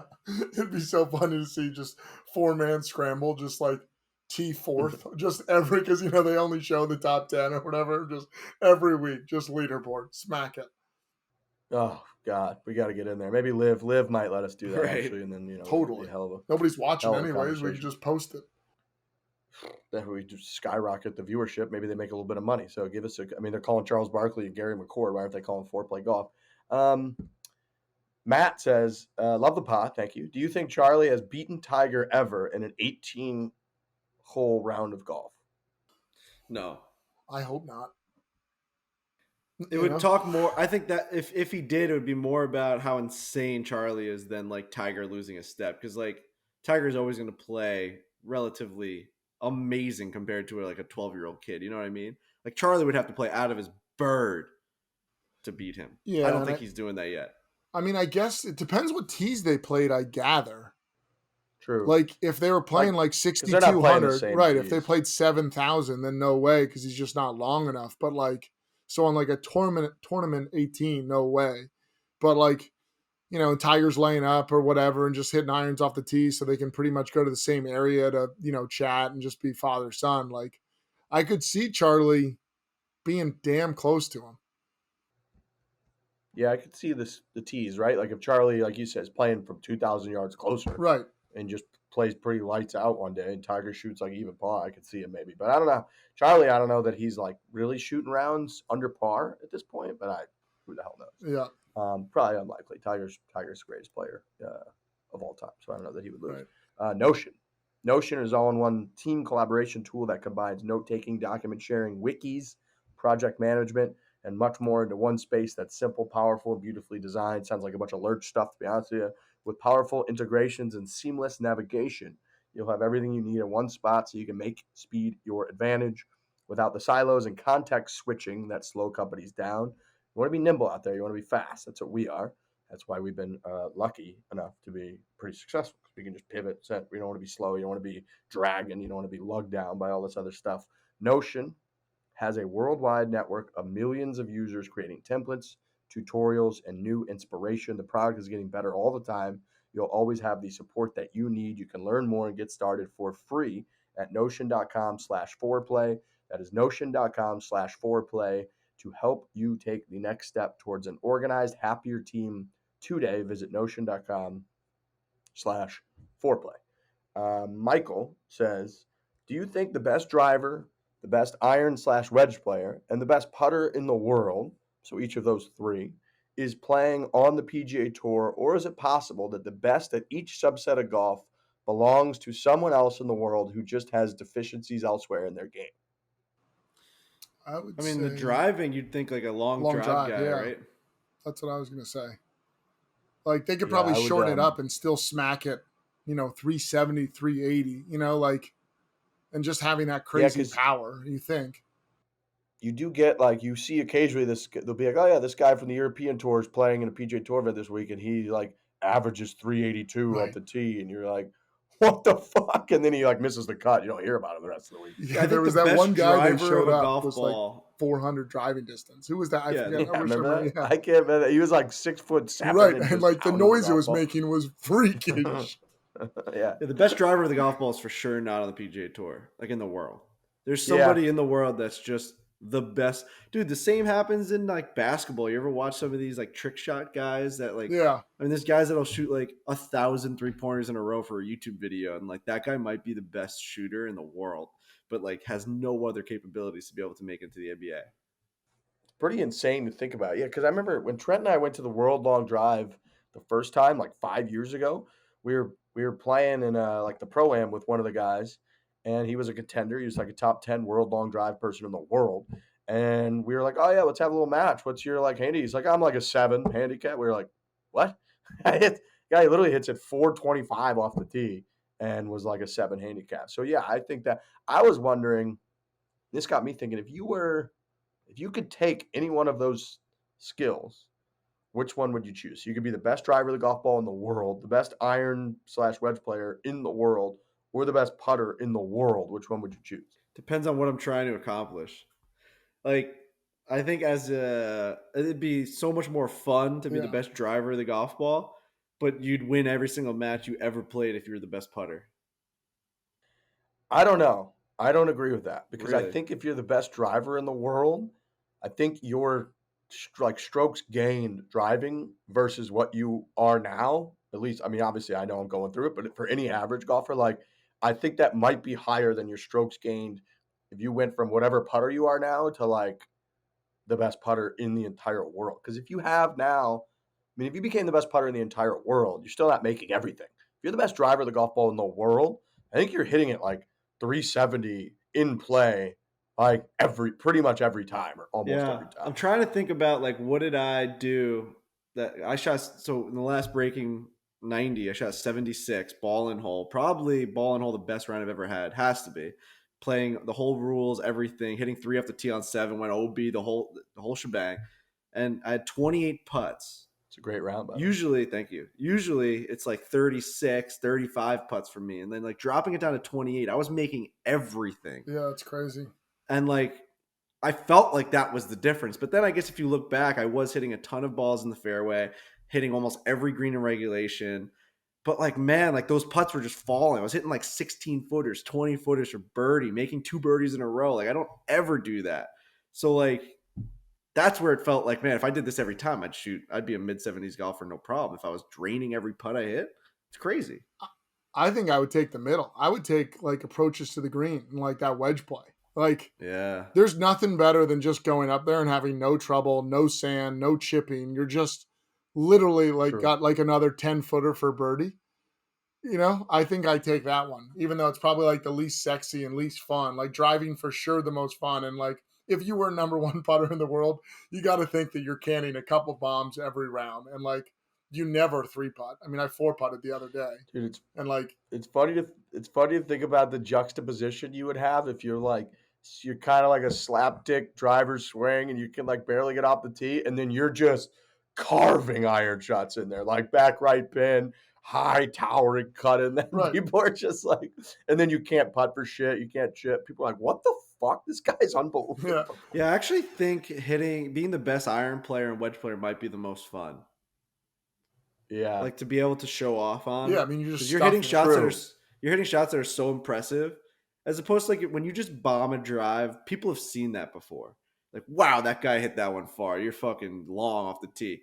But if you're hitting like 230-yard fades to like a foot from the fucking pin, like to tap in an eagle on a par 5, you got people talking. Like, this guy's a good player. And now you're talking about best wedge player in the world.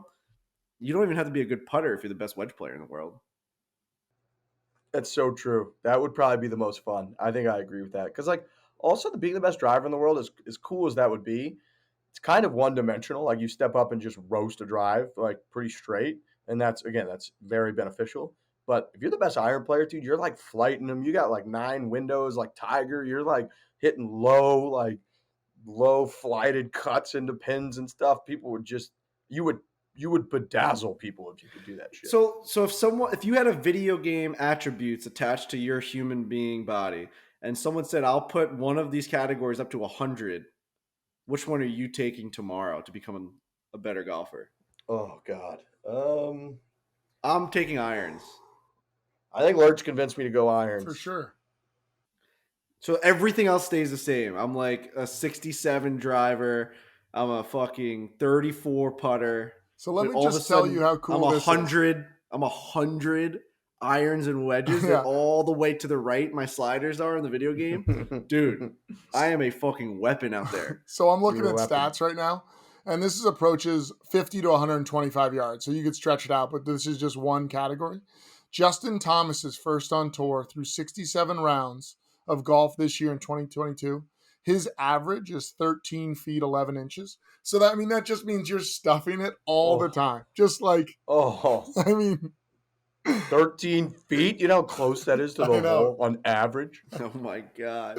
That means like half the time he's closer than From that. how far is that? 50 to 125 yards. Now I can back it up, but like, Wow. Yeah, but I mean, even if you go to 125 to 175, he's still it's probably so good. I mean, you're just looking at just good opportunities all the time. My God. And a 13-footer is a putt. Yeah, you're gonna miss it more often than not. But a 13-footer is a putt where you're like, oh baby, if I get this read right, this could go in the hole. It's crazy Also, how you're much better never than- not making a par there. You can miss Yeah. the putt, but you're just Yeah. tapping in a par every single Crazy. time. So he's also tour average from this distance, which actually is worse than I would expect. 19 feet 3 inches, which is He's fucking 6 or 7 feet better than Right. the tour average. That's insanity. Yeah, that's our decade golf boy there. He always is tweeting out these stats about how like manage your expectations, because people think you have a pro that's 79 yards out that they're going to hit it to a foot every time, and it's like the tour average is like right, 20 feet. 100%. So it's like if you hit the green, you actually did a great job. It's Right. like because you stink. We all suck. Right. So it's like you're like you got, let's call it 83 yards, and like with a little 60 degree in your hand, you hit it to like 25 feet and you're disappointed. It's like you're the best players in the world do that. Yeah. It's fucking Yeah, nuts. I'm wedge approach to the green all the time. I mean, it just takes.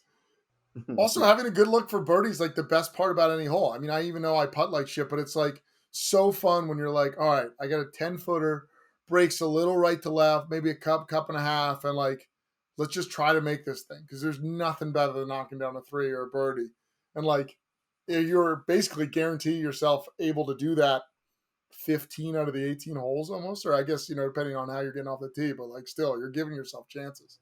It's also, if you're the best iron player in the world, you could probably, you can hit a 2-iron as good as Tiger could hit his 2-iron, right? Because you're better. Right, Like, right. you're the best iron player in the world. Yeah. So like, worst case, if we're playing these courses from 6,600 yards, having our fucking travel series 2-on-2 matches, like, I'd just be ripping Stinger 2-out. People would be like, what the fuck is going Oh, on? that's a It'd good be point. Yeah, great. you could just hit that off the tee.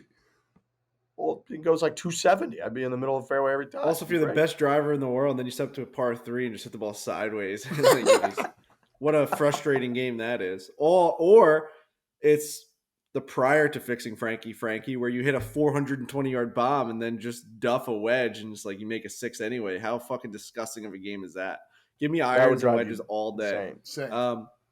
Dude, I wish Trent was here because he loves my buddy Rob or the stories about him. But I just got to give a shout out to this fucking Trent guy. was here. Trent's just gone. I got to give a shout out to this guy. Played Eisenhower the other day. This is a local golf course by me. He's in a fairway bunker and takes a fucking huge daddy hack out of this thing.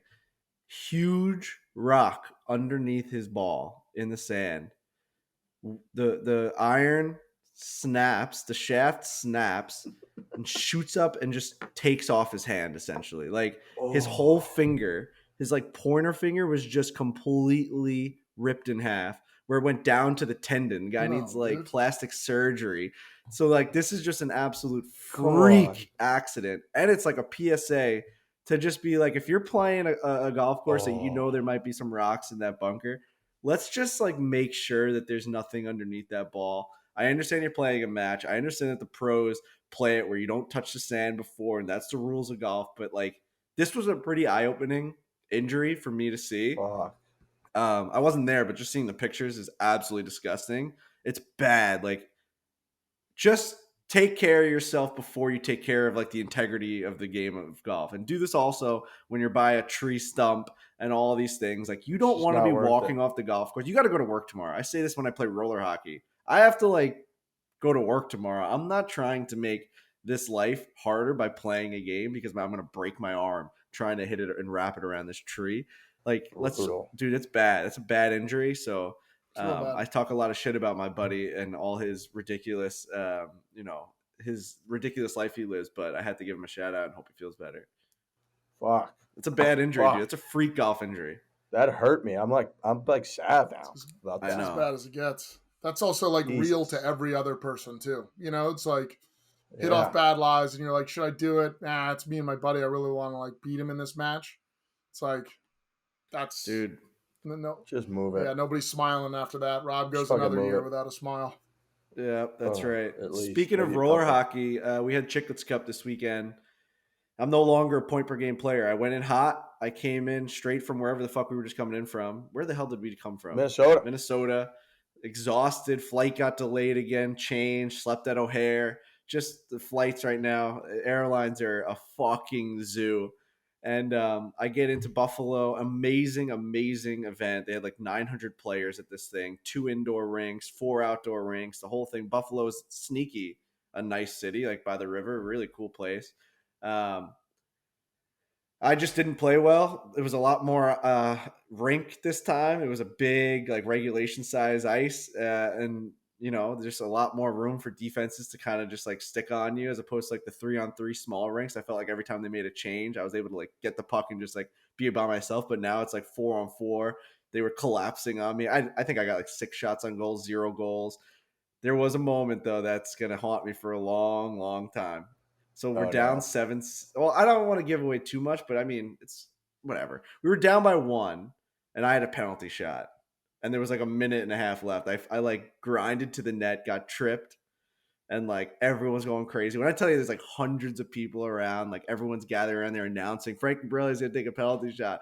I'm skating around the like, dude, the ref laughed. He's like, this is a big moment. Like he looked at me and goes, "Are you ready for this?" I'm like, "No." He's like, "This is a big one." I'm like, "Oh shit." And I just didn't really know what to do. Like, that was my first ever penalty shot ever attempting, like ever. So I'm a huge watcher of the game of hockey. I'm a big fan of the game of hockey. I've never played it. Never played organized hockey until 2 years ago when I played roller hockey for the first time. I go and I'm, the drone's following me. I know it's an all-time shot. And the goalie came all the way out. So now I'm thinking, as a watcher of hockey, I got to make him move now because he's taken away all of my angle to shoot.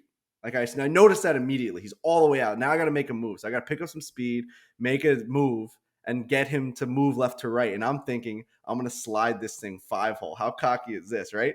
So I'm like, I'm going to make him move his legs and go spread eagle, and I'm going to stick it right between his pads. So I go left, I go right, and I make him move. He goes fucking skate to the post. He's all the way out, and I try and just slowly slide it 5-hole, and I just get stuffed.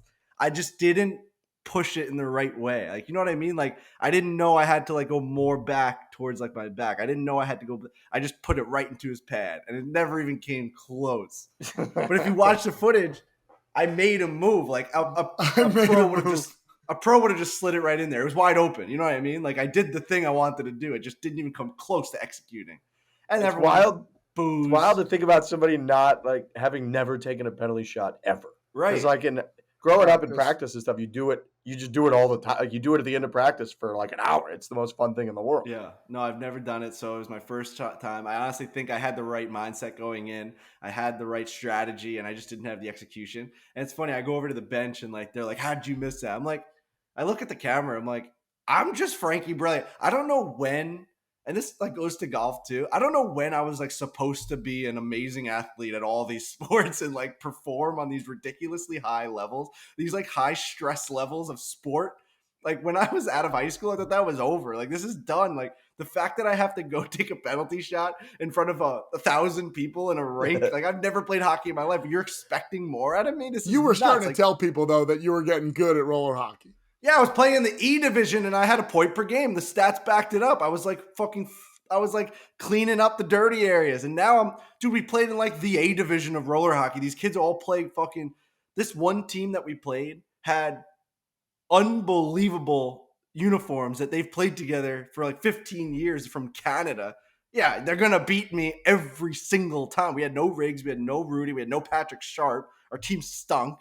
It's like I saw Scott Darling because we're in Chicago right now. I saw Scott Darling this morning, and he was like, "Boy, did we struggle in Buffalo, dude? We struggled. Like I mean, it's all out there. We went like 1-3. We didn't even come close to winning. I mean, like Fights didn't score. I didn't score. Everyone else, like Avery, stunk. Grinelli had the best week. Aside from that, like no one really did anything. It was a joke. We did really bad. We did really, really bad. But we're also not really good hockey players. When's the next one? I don't know that they've announced the next one, but I think it's going to be a pretty big one. I think it'll be around some sort of NHL event or something. It'll be good. Let's go. Yeah. All right. I gotta try and make it to the next one. We gotta get the squad back together. We gotta get Sharpie. Oh, why couldn't Sharpie make it? He had He's just like a real person. With shit? He wanted to. He had like charity golf event that he was like running the same day, so he was gutted to not make it. But and then it was funny, like the first couple games we're like wearing like masks somewhere in my bubble because it's like bigger rink, pucks were flying out there, and you're like, all right. And then by like the third and fourth game, we're wearing hats because we were trying to set the tone on like we didn't care anymore. So hoping that if we wore hats out there, the other team would take it lighter. And like they kind of didn't. They're still like fucking checking us and stuff.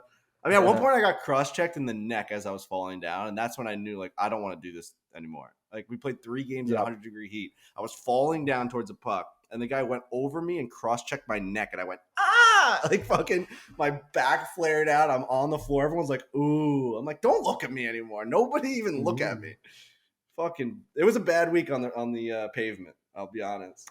We'll get him next time. Fuck him. Fuck. Team Barstool will be back. All right, boys. I think that's all we got. I'm gonna get back out to the classic. Hopefully Trent joins us for the next show. Yeah. Hopefully his Wi-Fi works. Hope he's all right. Hope his internet works. But great catching up per usual. Yes, we'll be back on Thursday. Hit it hard. Hit it hard, Putt Punk, go buy the tickets. We are in Atlantic City, Anchor Rock Club. You don't have to go to Atlantic City to go to the show. Just come to the show, and then we'll all go out after. It'll be fun if you're in the area. Lurch, what is like the surrounding area of Atlantic City? Like, who are we marketing this thing to? Like, I feel like Atlantic City is Yeah, like a you can pull destination. from like Philly and then like Jersey Shore a little bit, but I mean, Okay. Atlantic City is kind of like a beast of its own. I mean, Okay. also if you're like desperate to see the boys, there's a great small like cheap airport usually with great flights in and out of there. So Ooh. for anybody listening, I would say check out like the Atlantic City, and then there's also great golf down in Atlantic City. So Good public golf? there's a great public golf down there that you can like, because I mean it's like a poor man's Vegas, right? So you've got kind of all of that building up. There's Twisted Dunes. There's a few others. I've been down there for a bachelor party or two, and then you can kind of try to find a connect to play a few others that are more private. But you start reaching out, they're kind of desperate for players. So make a weekend out of it. It'll be a good show. Go out with Frankie after, maybe get a nipple squeeze or two. Woo! But enjoy yourselves. Yeah, it's beautiful down there. Hit it hard. Nice. Good call. Hit it hard, boys. Hit it hard.